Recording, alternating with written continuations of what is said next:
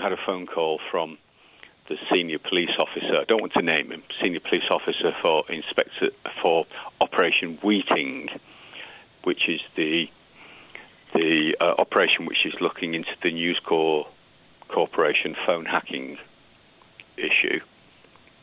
And he said that during the course of this investigation, they'd come across a file dated July 2005 with my name, my home address, my home landline phone number, which is ex-directory, and my mobile number. And he was letting me know because he understood that I think the Daily Telegraph are running a story about that tomorrow. And given the news this week about News Corporation and Milly Dowler and the lengths that the press were prepared to go to, or the media, or this particular news organisation were prepared to go to, and given that Thursday, of course, is the 6th anniversary, he was giving me advance notification of that. What was your reaction to this then?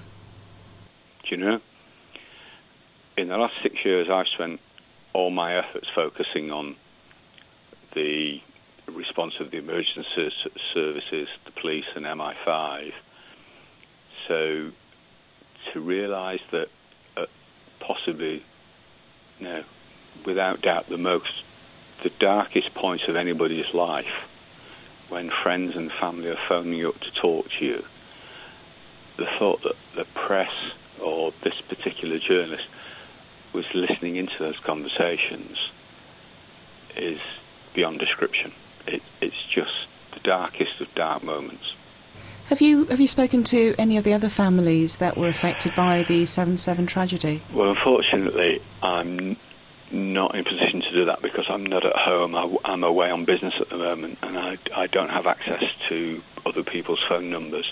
But I can only imagine that what the police did tell me, it was a very, very small number of people who they've come across. So just to clarify that, the police indicated that it was other families that had been affected by the 7/7 tragedy. That it may have been. He was very very cautious in his kind of in what he could say to me.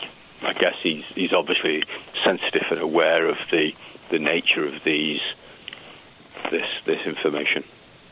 Have you heard from News International? No, not a word. No, there's a surprise. I just cannot. Do you know, the one thing which has helped my wife and I in the last 6 years has been the responsible way in which the serious news parts of the media have responded and helped and frankly supported us more than I would ever have expected. So to hear that this end of the spectrum have sunk to these levels has really, I'm a bit upset, so I can't say. What would you like to see happen next? Between me and you, I'd like to see News International hung, drawn and quartered. I think News International, though, have to say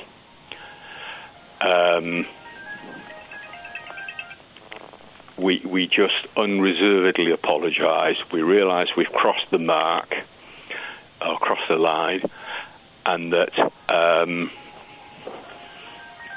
how sorry they are.